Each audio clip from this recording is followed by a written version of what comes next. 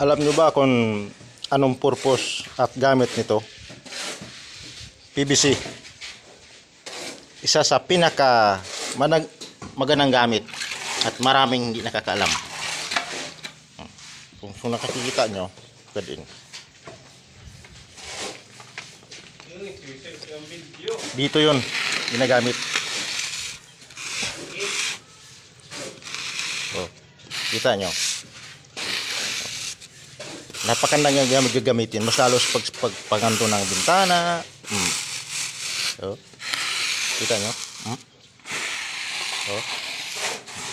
So, ito yung ginagamit namin para dito. Ganito. Kayod. PVC. Ayan. Ayan. Gayahin nyo lang ha. Ayan.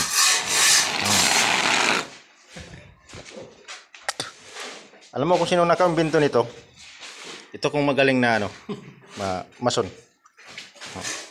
Simple lang yan pero malaking bagay para nakakatulong.